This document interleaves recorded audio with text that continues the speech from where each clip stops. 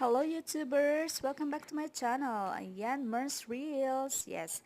So for today's video natin ay gagawa tayo or ituturo ko sa inyo kung paano ang ways ko sa pagluluto ng one of the most favorite and famous Arabic food dito sa Middle East, which is the warak dawali. Yes, they call it sometimes warak inab o kaya naman ay stuffed grape leaves, ganyan, stuffed zucchini, stuffed eggplant. Ayan. So siyempre gagamit tayo dito ng ground beef, tapos yung small grain rice.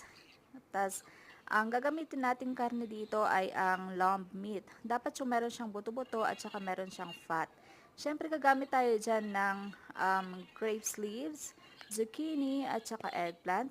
Tapos maglalagay tayo dyan ng tomato. Ayan. Tapos siyempre yung spices na gagamitin natin ay yung 7 spices. All spices, ganyan, cardamom, cinnamon, yeah. Tapos, syempre, hindi mawawala yung ating salt and pepper, ganyan. Then, imimix lang natin siya sa ating rice and ground meat. Ang gamit kong ground meat dito, mga besi, ay mix ng lamb at saka beef. Ayan. Tapos, syempre, tatanggalin muna natin yung ilalim ng ating zucchini at saka eggplant. Kumbaga, alisin natin yung nasa loob niya. Ganyan, para doon natin ilalagay yung ating mix ng beef, lamb, and rice. Ayan. So, syempre, pag nilagay na natin yung ating mga spices sa ating rice, ihalo lang natin siya ng mabuti. Tsaka natin ilalagay sa loob ng zucchini at saka eggplant. Tapos, ibabalot din natin siya sa dahon ng ubas. Ganyan. Pagkatapos ay maglalagay tayo dyan ng olive oil, syempre.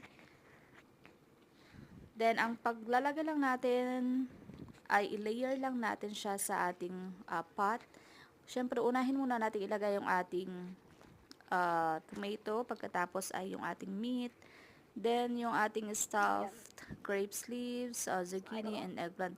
Nasa iyo na yan mga besi kung ano ang gusto nyong unahin dyan. Pero ipailalim natin yung ating tomato para naman hindi siya masunog, kumbaga. Ayan. So, enjoy cooking mga besi. Ayan. Sana ay natutunan kayo sa ating video.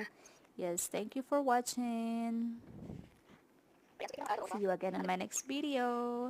Thanks.